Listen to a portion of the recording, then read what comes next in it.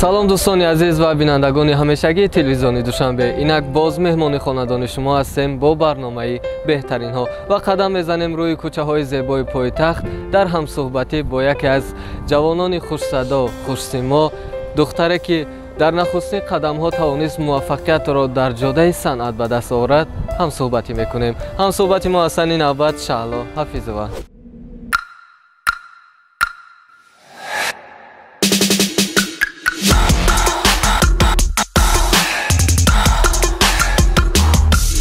шуморо ба барнома хуш омадед мегӯем. Ташаккури зиёд. Шаҳло, нахуст мехостам аз он ҳарф мезадед ки то он даме ки ба барномаи мо ҳозир гардидед чӣ гуна ҳиссиёту ҳаяҷон дар дили худ доштед ва чӣ фикрҳоро доштеду то ба назди мо омадан расидан чиро дидед? Масалан, зебогиҳои шаҳри Душанберо мехостам иброз мекардед сароғоз. Албатта, пеш аз оне ки ман ба ин барнома ҳозир шавам, ман ин барномаро бисёр тамошо менамудам, медидам ки дар ҳамин боғу гургаштҳои зебои Душанбе барномаҳои шумо сабт мешаванд ва ман хурсанд шудам. Гуфтам ки бинед ки чӣ қадар пешрафт шудааст Тоҷикистони азизамон. Ман ҳам хостам ки бар ҳамин барнома омада суҳбат намоям ва инчунин зебогии Тоҷикистони азизамонро ба мардум боз ҳам муаррифӣ кунам, то ин ки тавонанд дар боғу гургаштҳои зебои Душанбе сайру гашт намоянд. биёед сароғоз аз нахустин қадамҳои худ дар ҷодаи санъат сухан кунед. Чӣ гуна шумо вориди санъат гардидед? Асосан ман аз хурди сини 3 солагӣ буд ки ман тавонистам суруд хонам ва инчунин вақте ки хонаи хешу табор мерафтам, маро мегуфтанд ки суруд хон. Гудак будам, бар ҳар як пул медоданд то ин ки ман суруд хонам. ҳавасманд мекарданд то суруд хонам. Амин тавр ман тавонистам то сине ки бар мактаб равам. Сурудхониямро дар мактаб диданд ки ман метавонам аз уҳдаш баромада. Баъд сипас дар чорабиниҳои мактабу ва инчунин чорабиниҳои ноҳиявии ҳукуматӣ маро пешниҳод менамуданд. Амин тавр бошад, баъд тавонистам ки суруде хонам то ин ки ба қалбҳо роҳ ёбад, ба дили бинандагон роҳ ёбад ва ҳамон як суруде ки ман хондам тавонистам ки худамро муаррифӣ на танҳо дар ноҳияи Рашт, балки тавонистам ки дар тамоми Тоҷикистон худамро муаррифӣ намоям. Албатта ва имрӯз бинандагони азиз бояд ёдовар шавем ки Шаҳло нафаре ҳастанд ки аз яке аз ноҳияҳои дурдасти кишвар, ноҳияи Рашт ва деҳаҳое ки воқеан ҳам бо табиати зебову мафтункораш шояд ҳамон сабаб гардид ки имрӯз як садои дилнишине дорад ва ҳамон истеъдод тавонист ки Шаҳлоро бо як суруде ки бо маҳорат иҷро кард муаррифӣ намояд ва имрӯз вориди шаҳри Душанбе шудеду ҷашну маъракаҳои бузурги кишварро баргузор мекунед ва дар он ҷо баромад мекунед. Донистан мехостам ки Шаҳлое ки дар як деҳот ба воя расид, имрӯз Душанбе шаҳрро чӣ гуна қабул мекунад?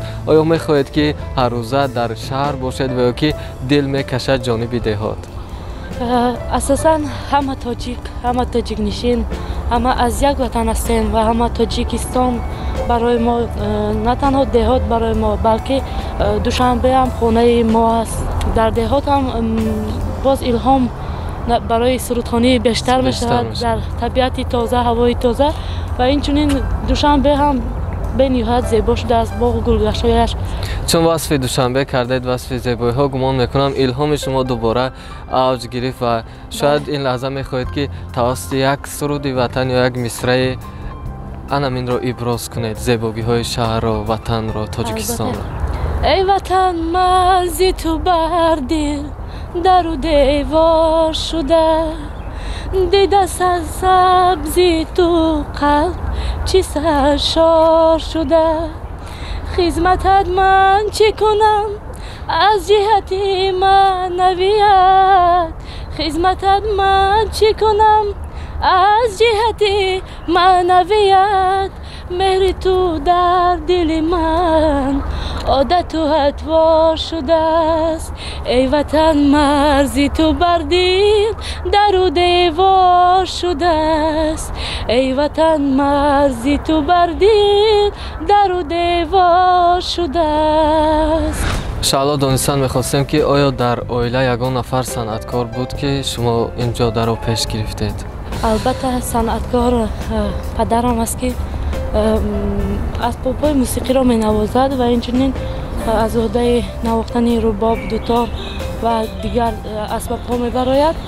бибиам онҳо боша шоира буданд. ҳамин хел ба фикри ман ки аз падар ба ман мерос мондааст ин касб. Чун падар навозанда буданд, шумо дар баробари сарояндагӣ ҳунари навозандагӣ низ доред? ман фақат метавонам фортепиано навозам. аз ӯҳдаи ҳамин метавонам бароям дар дигар. ташаккур. ва шумо ин ҳунарро, яъне ин истеъдод буд, истеъдоди худо додааст барои сайқал додани ҳунару истеъдод. албатта ки мактаби мусиқиро бояд гузашт, чун огаҳ гардидем дар ноҳияи Рашт дар мактаби мусиқӣ таҳсил намудед. аз овони ҳамон таҳсил дар мактаби мусиқӣ қисса мекардед?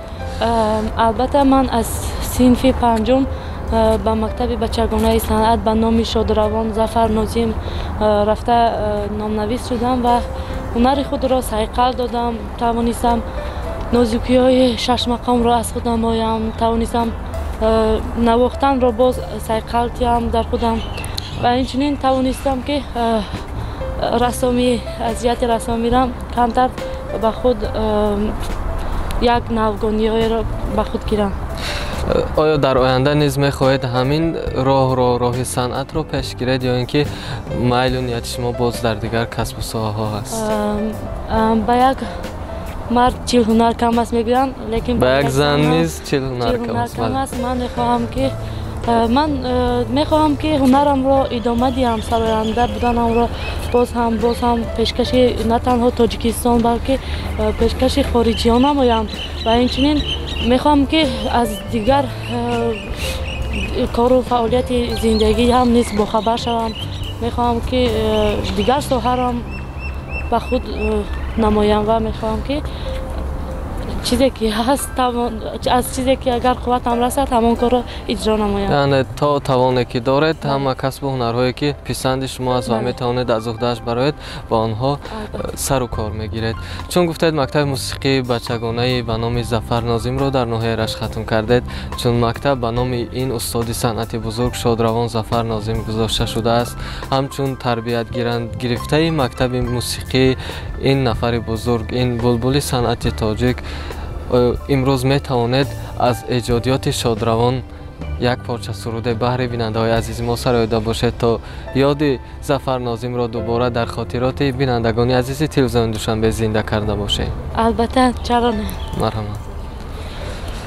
имрӯз ҳам омад ба сар то боздидаи офтоб, имрӯз ҳам омад ба сар то боздидаи офтоб, ҳастем ё не то саҳар то боздидаи офтоб, ҳастем ё не то саҳар то боздидаи офтоб.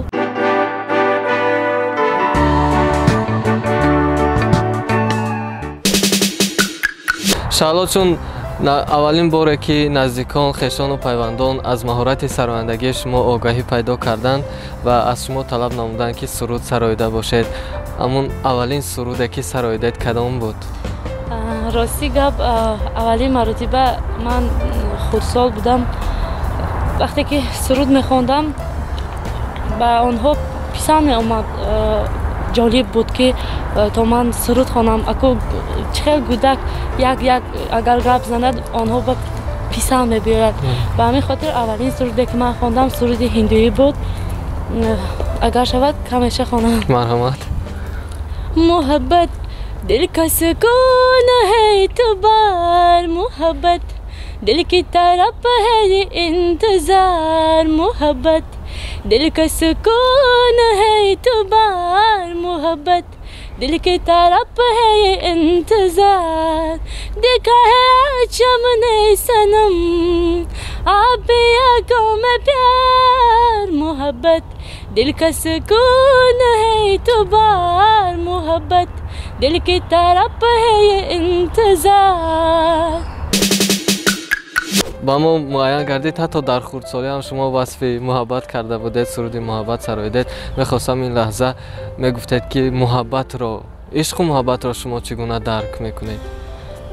راستی عشق و محبت بر شخص میشود، بر وطن، مادر، بله. بر سرزمین، بر شغل، بر کسب و اینچنین بر هنری که من دارم. عشق وطن دیگر خیل، مادر دیگر خیل، عشق هنر دیگر خیل و اینچنین عشقی که به شخص می شود دیگر خیل.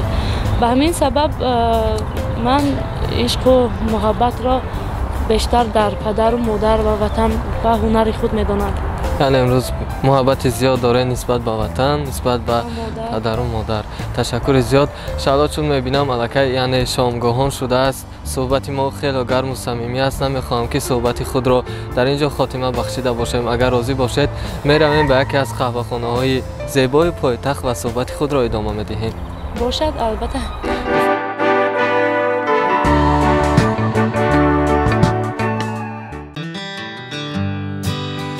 Завтрак во Франции. Обед в Бельгии. Ужин в Италии. Кондитерская шоколатье. Все вкусы мира в одном месте.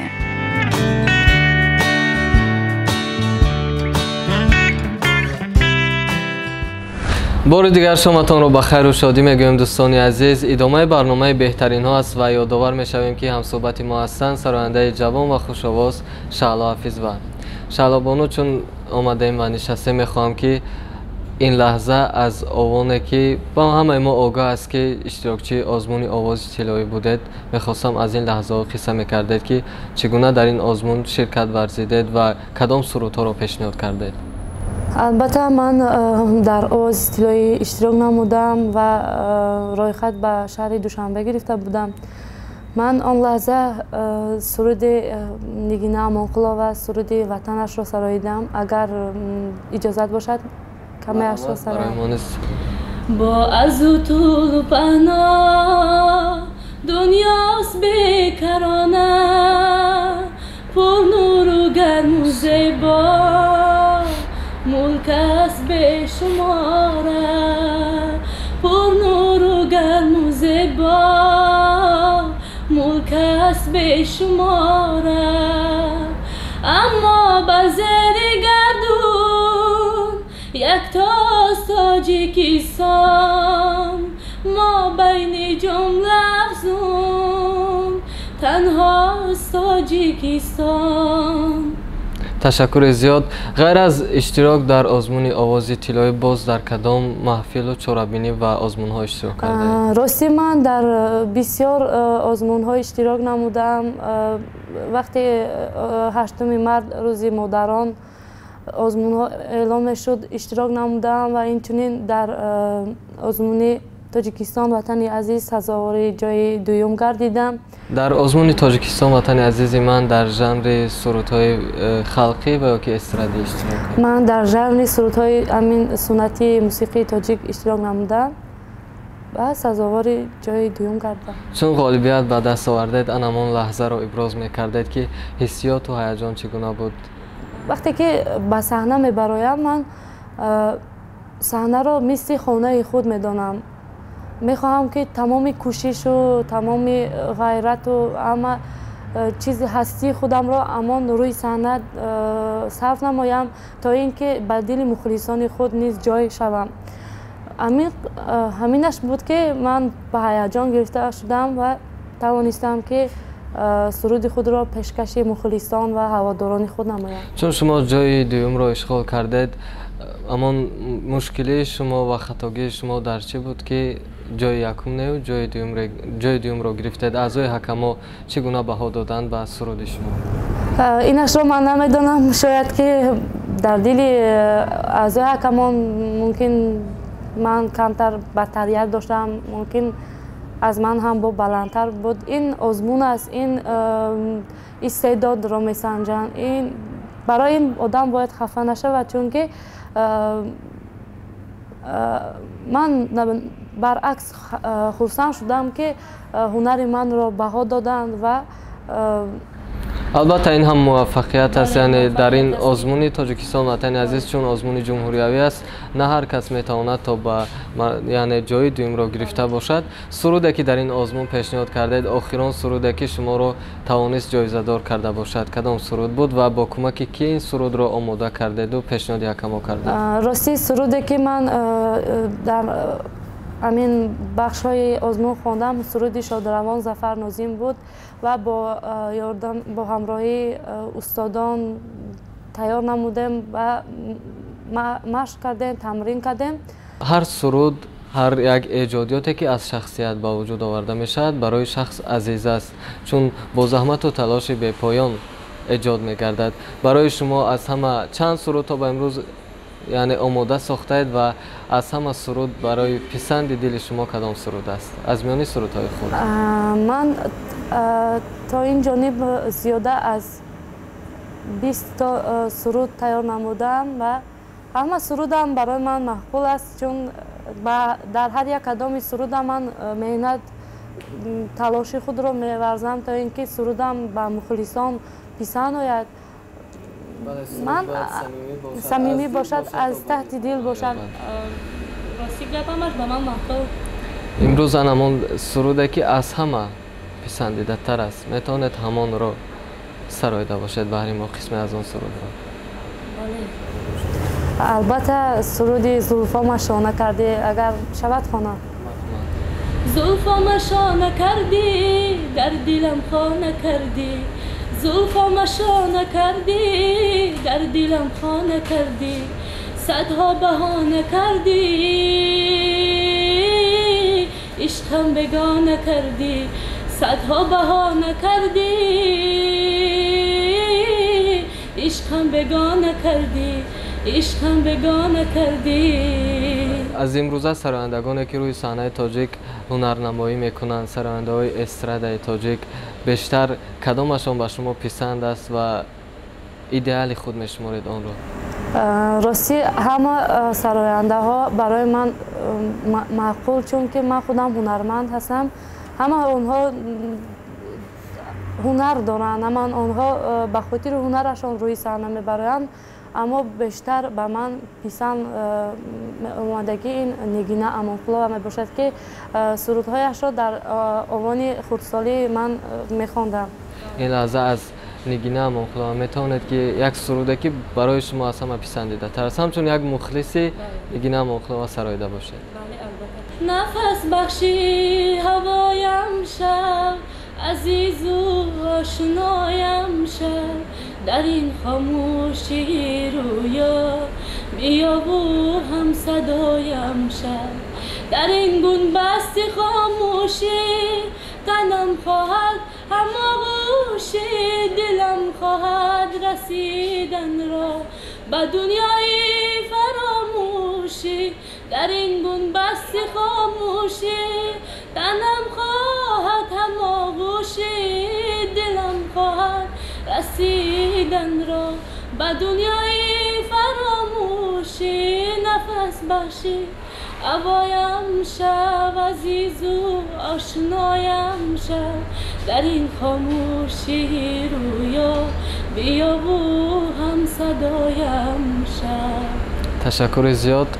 چون هر نفره که مهمانی برنامه بهترین ها میشد، البته بهترین شخصیت ها رو ما مهمانی برنامه دعوت میکنیم و اون نفرانی که یکچند هنر و استعداد دارند و در همان جایی که انتخاب کردند صادق هستند و استعداد خودآگاه دارند. امروز شاید بیننده‌های عزیز ما دانستن میخواهند که شعلا در برابر سراییدن سرودهای استرادی باز از عهده دیگر ژانرهای موسیقی برآمده میتواند. البته من شش مقام اکادمی، سرودهای اکادمی و اینچنین استرادا میتوانم سرایم. یعنی برای شما دشوار نیست سراییدن در دیگر ژانرهای موسیقی؟ نه از همه پسندیده‌تر کدام ژانر است برای شما؟ برای من از همه نقص‌تر همین سرود سنتی موسیقی تاجیک خودمان است که سرودهای خلقی خود سرودهای نیوگان را از نو زنده کردن احیا کردن میباشد و من میتوانم بر فکر خود میتوانم از عهده‌اش برآمدم. پس امروز میتواند که بهره بینندگان عزیز ما سرآغاز از همان مقبول دل خود یعنی سرودهای سنتی و بعدا از همه ژانرهای سرایندگی یک پارچه سرود سراییده باشد. البته. پس بیننده عزیز مهارت شهلا بانو رو با هم میبینیم. پروا مکن ای جان و دلم گردی سرت گردم، قربانی سرت گردم. هر جا که روی بازا که من هم سفرت گردم، قربانی سرت گردم. هر جا که روی بازا که من هم سفرت گردم، قربانی سرت گردم. از نیم نگه دور بسویم بینمودی، بسویم بینمودی. از نیم نگه دور بسویم بینمودی، بسویم بینمودی. قربانی دو چشمی سیاهی فتنگرت گردم، قربانی سرت گردم. پروا مکن ای جان و دلم گردی سرت گردم، قربانی سرت گردم. شش مقام نیز یکی از ژانرهای بزرگی ماست که امروز ملت ما رو در جهان معرفی میکند. میخوام از ژانر شش مقام سراییده باشد و از دیگر ژانرهایی که هستند.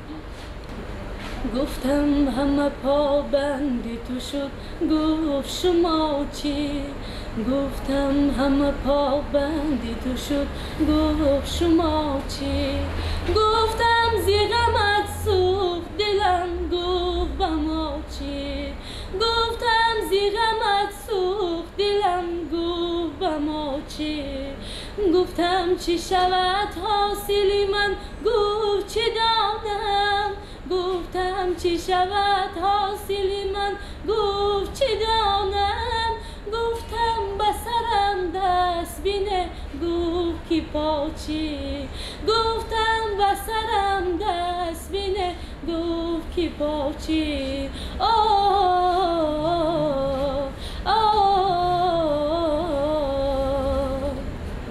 گفته بودی که تو مهمان میشوی، بر تنی جان پروران جان میشوی. روز و شب‌های انتظارم من هنوز، با دلی امیدوارم من هنوز. روز و شب‌های انتظارم من هنوز، با دلی امیدوارم من هنوز.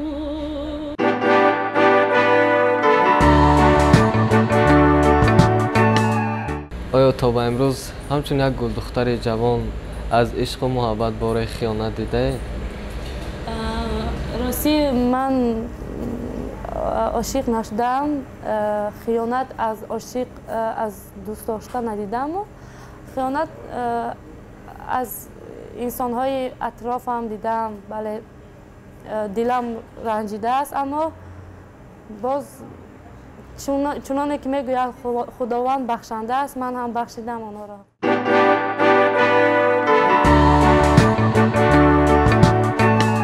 امروز دانستن میخواستیم که به شما بیشتر سرودهای سرایندگان کدام کشور و کدام خلقی عطا پسند است؟ به من بیشتر سرودهای ترکی و آذربایجانی معقول است و من بیشتر وقتای خالیگی به خودم سرودهای ترکی میخوانم، چون سرودی است که لپیش آواز را زیاد میکند، شیرینی آواز را زیاد میکند. به همون سبب من این سرودهای ترکی را بیشتر نغز میبینم. چون شما سرودهای ترکی را نغز میبینید و گفتید که از عهده سراییدن آن میبرید، شاید زبان ترکی را نیز یعنی شما از عهده گفتگوی زبان ترکی میبرید یا نه؟ نه، و لیکن معنایش را پرسان میشوم که برای چی درباره کدام مسئله میرود میفهمم. مفهوم مقصد سرود را اول درک میکنید بعد میسرید. در آینده هم نیت ندارید برای از خود کردن زبانهای ترکی؟ میخوام زبان ترکی را یاد گیرم و میخوام که سفر به ترکیه کنم.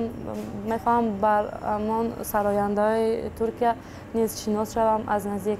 البته امیدوارم که آرزوهای شما جامعه عمل خواهند پوشید و چون گفتید که بیشتر پسند شما است، امروز میتوانید که با زبان ترکی یک سرود پسند دل خود را سراییده باشید. مرحمت. Rüzgar esip geçer, kürüdü kervelen betonları. Zaman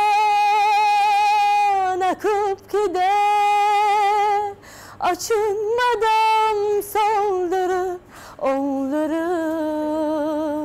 Bir küçük omcunu ahrımı kenarda severir bine.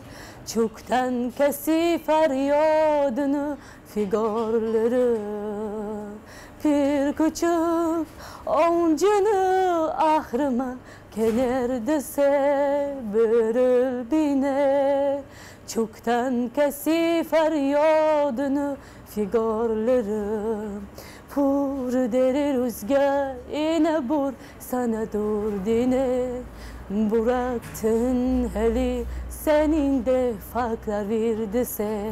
Hati bur deri rüzgar yine bur sana dur dine. Bıraktın heli senin de farklar verdise. وصف مادر هم کردیم، سیر نمودیم به آوان طفلی و آمدیم از موفقیت و دستاورد و از همه گفتیم. باز در برابر سراییدن از سرودهای تاجیکی باز کدام لحن و سرودها به شما بیشتر پسند است و میخواهید که به این زبان ها نیز سرود سراییده باشه؟ چون امروز سرایندگان زیادی تاجیک با پیروی میکنن با سرایندگان ایرانی، شاید شما نیز سرودهای پسندیده خود را از سرایندگان ایران داشته باشید. البته منم دارم سرودهای ایرانی را بسیار گوش میکنم، نغز میبینم، چون سرودهایشان معنایشان نغز دل آدم را به خود جلب میکند، آرام بخش هستند و همین خاطر وقتی که عصبانی میشوم سرودهای ایرانی را گوش میکنم، آرام میشوم، خودم را آرام حس میکنم. من هم میخوانم. این لحظه میتوانید سراییده باشید؟ البته. به من نتوانی این خط و نشان، لبریزم ازش آرامش جام. باران ببارد عجب حال خوشی، شاید ندانی ولی باعثشه. به من نتوانی این خط و نشان، لبریزم ازش آرامش جام. باران ببارد عجب حال خوشی، شاید ندانی ولی باعثشه.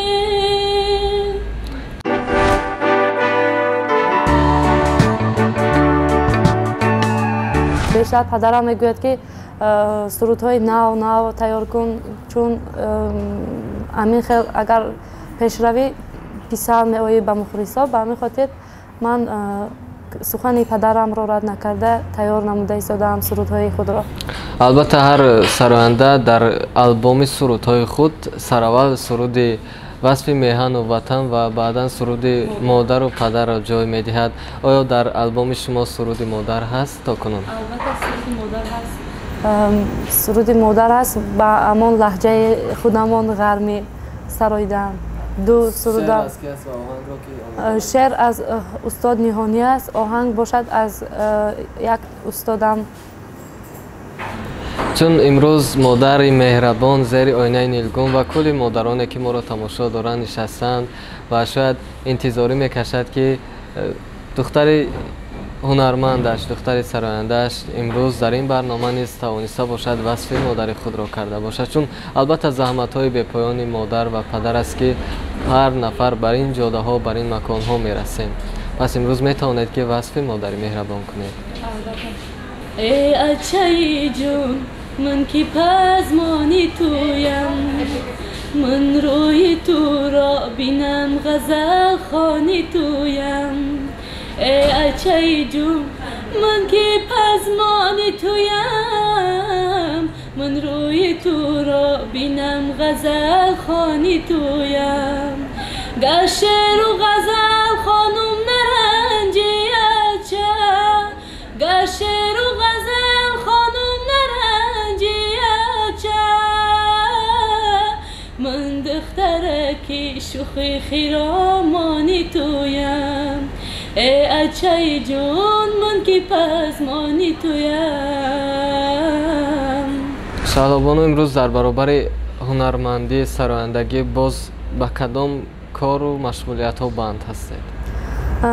من بغیر از سراییدن رفته تمرین میکنم، نواختن اسباب ها را میخوام از خود نمایم، چون باید که من از عهدهش برایم با خوراک پزی با نقش و نگار کردن با سنگ ها میخوام روی یگان مثلا یگان جزدان نقش و نگار نمایم و اینچنین امین هنرها را پیش میبرم. یعنی شما امروز همچنین یک گلدختر دیهاتی در وقتهای خالگی خود با ایجاز هنرهای ملی و پخت و پز خوراک‌های ملی مشغول میشوید. تشکر زیاد. در آینده چی نقشه ها دارید شما؟ در آینده نقشه های من میخوام که سرودهای خود را زیادتر کنم و سرودهای نیاگان را هم از نو زنده نمایم و میخوام که با همان لباس ملی، چون بر هر یک ملت لباس خاصی خود میزبد. چون در انجامیابی برنامه خود قرار داره میخواستم از لحظه های خاطرمان خود یادآور می شده. لحظه های خاطرمان من این در حیات یکم لحظه بود که وقتی که من همون سرود خود را گفتم، سرودی که در حیات ثبت نمودم، لحظه خاطرمان همون بود که این سرود بر محترم جناب عالی پیشوای ملت پرزیدنتمان محقور شد و توانست با من صحبت نماید. وقتی که من در صحنه این سرود را سراییدم در نزد محترم جناب، از همه لحظه خاطرمان امان بود که من با محترم جناب عالی صحبت نمودم و خود را یک جوان دختر، یک امین وطن دوسته که توانستم همراه جناب صحبت نمایم. امین لحظه به من خاطرمان است و تا حاضر لحظه دیگر نشده است که از آن بهتریت داشته باشد. تشکر زیاد. گمان میکنم صحبت نمودیم سر فعالیت از صفری تا به بزرگی تا به موفقیت و دستاوردها و برآمدهای شما روی صحنه های بزرگ. اگر هر چند سخن گوییم گمان میکنم حالا هم ادامه دهیم بسندگی نمیکند، ولی فرصت و وقتی ما به انجام میرسد. این لحظه میخواستم گفته های خود را بهر بیننده عزیزی تلویزیون دوشنبه ابراز کرده باشید.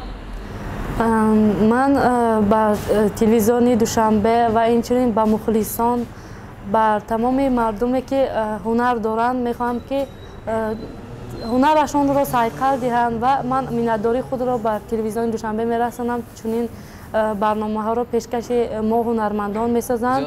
بینندگان عزیز، بار دیگر یادآور میشویم که در برنامه بهترین ها هم صحبت ما بودند یکی از گلدختران دیهاتی که توانست در فرصت کوتاه موفقیت به دست آورد. واقعا هم بهترین است.